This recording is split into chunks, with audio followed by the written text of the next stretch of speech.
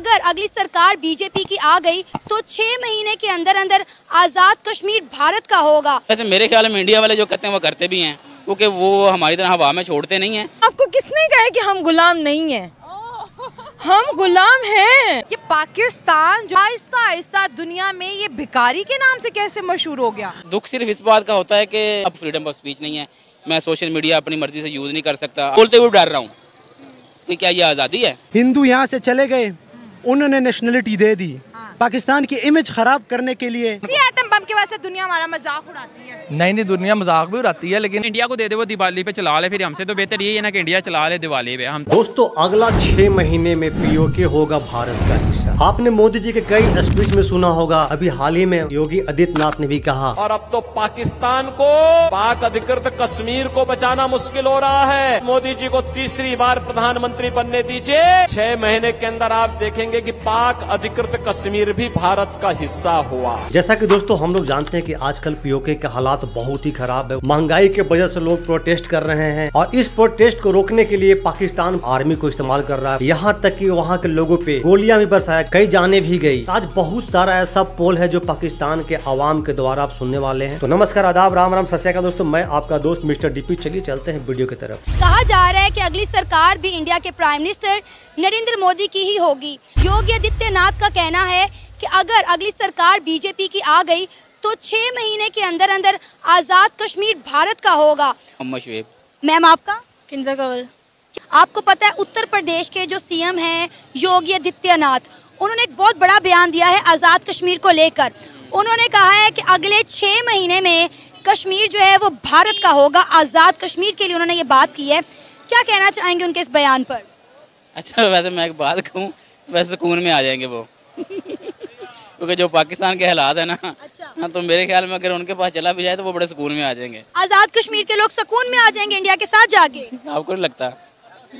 बिल्कुल जाहिर है, वहाँ पे इस वक्त इतना एहतजाजी मुजाहिरे हो रहे हैं। आज बात पता क्या होती है, जो नेशंस बनती है ना वो रूल ऑफ लॉ से बनती है, ठीक है ना। मैं बेसिकली पाकिस्तानी भी हूँ और पाकिस्तान से प्यार भी बड़ा करता हूँ, मेरा कंट्री है। लेकिन दुख सिर्फ इस बात का होता है कि अपने कंट्रीज के अंदर रूल ऑफ लॉ कायम ही नहीं कर सके, क्योंकि जहाँ रूल ऑफ लॉ नहीं होता ना तो वहाँ पर कोई ज़िंदगी नहीं होती। मतलब कि समझे कि आपकी कोई लाइफ नहीं है, आपको कोई पकड़ के पुलिस वाला अंदर। अब मुझे बोलने की आज़ादी नहीं इस मुल्क के अंदर। मैं सीधी बात, मुझे कोई फ्रीडम ऑफ स्पीच नहीं है, मैं सोशल मीडिया अपनी मर्जी से यूज़ नहीं कर सकता। आपको पता है कि जो हो क्या हाल करते हैं, मुझे कोई आज़ादी नहीं है। मैं बेसिकली कहूँ इस मुल्क का शहरी हूँ, लेकिन मुझे बोलने की आज़ादी नहीं है इस मुल्क के अंदर, सीधी बात है। मैं डरता हूँ कि बोलूँगा तो मुझे उठा के नहीं ले जाए। तो आपको लगता है कि इंडिया में फ्रीडम ऑफ स्पीच है, वहाँ पे लोगों को राइट्स मिलते हैं, वहाँ पे रूल ऑफ लॉ है? नहीं, वो तो बेसिकली आप इस चीज़ से अंदाज़ा नहीं लगा सकता कि क्या कहने का मकसद है कि वहाँ पर फ्रीडम रूल ऑफ लॉज नहीं है। आपको नज़र आते हैं 4 बंदे जो अमेरिकन नेशनैलिटी हैं, जो ईरान के अंदर हैं, अमेरिका ने $6 अरब उन 4 बंदों के एवज दे दिया। अब मुझे ये बताओ कि मुझे अगर दुबई के अंदर जाए कुछ हो जाता है, क्या मुझे छुड़ाने के लिए पीछे कोई मेरी 1 लाख रुपया पीछे लाना कोई नहीं? वो दूसरी बात नहीं लगाएगा, कभी नहीं लगाएगा सर। बोलने के लिए कोई है नहीं सर, हमने यही चीज़ इंडिया में देखी है। आपको पता है कि कतर के अंदर इंडियन एयरफोर्स के या इंडियन नेवी के कुछ लोग थे जिन्हें सजाए मौत की सज़ा सुना दी गई थी। इंडिया के प्राइम मिनिस्टर नरेंद्र मोदी उन्हें मौत के मुंह से निकाल कर वापस ले आए। आप दुबई देख ले, आप सऊदीया देख ले, इंडिया के प्राइम मिनिस्टर नरेंद्र मोदी अपने लोगों को कभी भी तनहा नहीं छोड़ते। हमने यूक्रेन और रशिया की वॉर में देखा, अभी जो आज का वाकया हुआ है कब्रिस्तान में, जो वहाँ पे स्टूडेंट्स को मारा जा रहा है, उनकी गवर्नमेंट उस पर भी एक्शन लिया है। हम तमाशा देख रहे हैं कि हमारे स्टूडेंट्स के साथ क्या हो रहा है, लेकिन इंडिया ने एक्शन लिया। उन्होंने कहा कि हम अपने लोगों को निकालेंगे, बचाएंगे। मैं आपसे खुलेआम अभी कह रहा हूँ कि मैं डरता हूँ बोलने से, इससे बड़ी बात और क्या हो सकती है मेरे लिए। मैं आपके सामने अब मुझे बड़े तहफ़्फ़ुज़ात हैं ये अब देखें कि मैं अब क्या आपके सामने बोलूँ, मैं बोलते हुए डर रहा हूँ कि क्या ये आज़ादी है। हालांकि एक आज़ाद मुल्क में खड़ा हूँ मैं, तो क्या लाइफ है बस। तो आपको लगता है कि उनके उत्तर प्रदेश के सीएम ने जो ये बयान दिया है वो ये कर गुजरेंगे? वैसे मेरे ख्याल में इंडिया वाले जो करते हैं वो कहते हैं वो करते भी हैं, क्योंकि वो हमारी तरह हवा में छोड़ते नहीं हैं। सर उन्होंने कहा है कि हमें आज़ाद कश्मीर को इंडिया के साथ मिलाने के लिए पाकिस्तान के साथ कोई जंग करने की ज़रूरत नहीं है। आज़ाद कश्मीर के जो हालात बन गए वो खुद ब खुद इंडिया के साथ आ जाएंगे। उसमें आप कह भी सकती हैं, किसी चीज़ को किसी से सेपरेट करने के लिए ना आपको जंग वगैरह के लिए कहते हैं कि जरूरत नहीं पड़ती, सोच ही बड़ी होती है। ये बड़ी चीज़ सोचने वाली बात होती है। अब देखिए बांग्लादेश हमसे क्यों अलग हुआ था, मुझे ये बताएं कि इंडिया ने हमसे अलग किया था।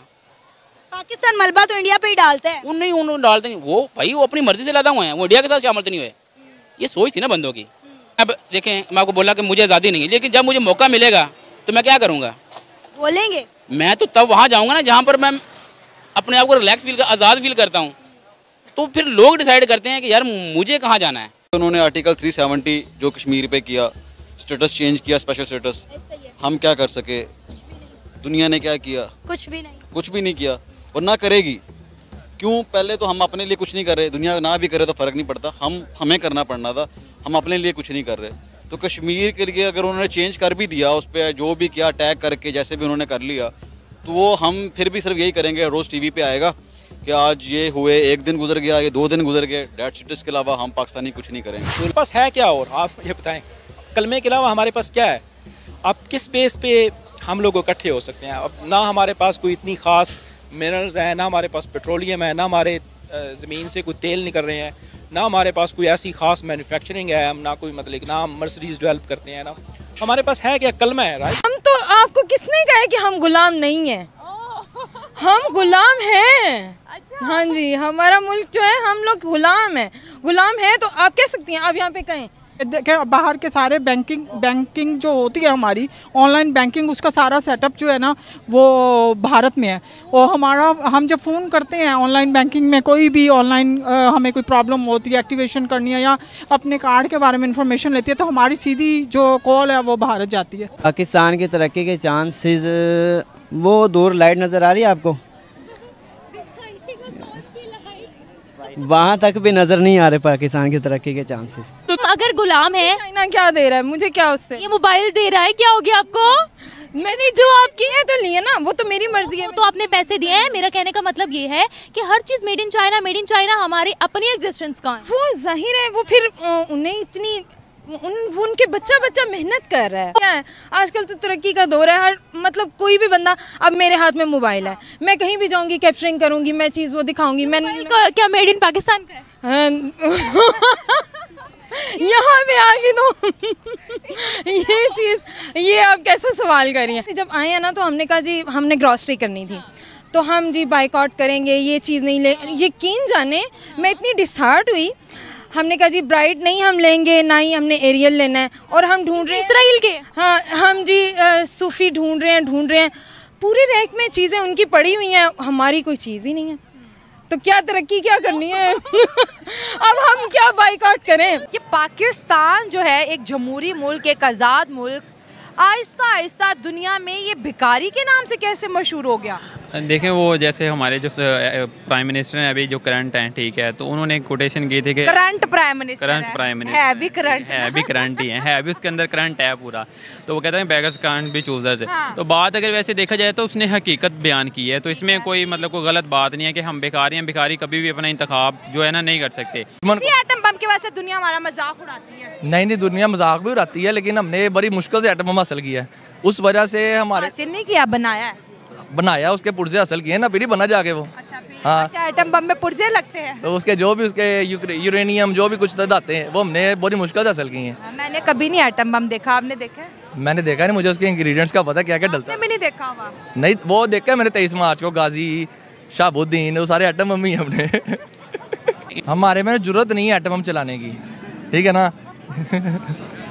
इस वजह से इतने खूनी डॉक्टर सीधा एटम बम चलाने की दुनिया को बातें बता रहे हैं। बिल्कुल, हमें एटॉमिक पावर है, हमें कुछ नहीं कर सकते। वो एटम का भी हमने क्या करना है, 72 में आपने क्या काला करतूत किया वो ठीक है, कारगिल में आपने क्या किया, वो एटॉमिक पावर का हमने जेब में लेके घूमना है। अगर हमने उसको इस्तेमाल नहीं करना, ये शबरात इंडिया को दे दे, वो दिवाली पे चला ले, फिर हमसे तो बेहतर ये है ना कि इंडिया चला ले दिवाली पे। हम तो इसका इस्तेमाल हमारे लिए तो कुछ भी नहीं है। पाकिस्तान में इन्वेस्टमेंट्स भी नहीं आनी, आपको पता है। अच्छा, हाँ, माइनॉरिटीज जाएंगी तो इन्वेस्टमेंट भी नहीं आएगी ना। लोग कहेंगे कि यहाँ पे इंतहा पसंद ज़्यादा रहते हैं। अगर इंतहा पसंद रहते हैं तो बार बार छोटी छोटी बातों पर दंगा फसाद हो जाते हैं। जिस तरह यहाँ पे KPK में एक जगह पे वो मंदिर भी जलाया हुआ था, तो इसी वजह से फिर इन्वेस्टमेंट भी नहीं आएंगे और हम इसी तरह पीछे रहेंगे। हिंदू यहाँ से चले गए, उन्होंने नेशनलिटी दे दी। पाकिस्तान की इमेज ख़राब करने के लिए वो ग्लोबली इनका इमेज ख़राब करने के लिए कि पाकिस्तान में इस तरह है, उनको हकूक़ नहीं मिल रहे, वो रहने के लायक नहीं है, हिंदू माइनॉरिटीज़ के लिए सेफ़ नहीं है, और इस वजह से उन्होंने नेशनलिटी दे दी ताकि ये बात हाईलाइट हो जाए और ग्लोबली पाकिस्तान इस चीज़ को फेस करे कि भाई आप जो है ना अच्छा होम कंट्री नहीं है एक माइनॉरिटीज़ के लिए। अगर आपके वालिद मोहतरम हिंदू है और वो मंदिर गए और वो आ नहीं सकते तो आप उसको कंधे पे बिठा के घर ला सकते हैं, लेकिन घर से कंधे पे बिठा के आप उसको मंदिर नहीं ले जा सकते।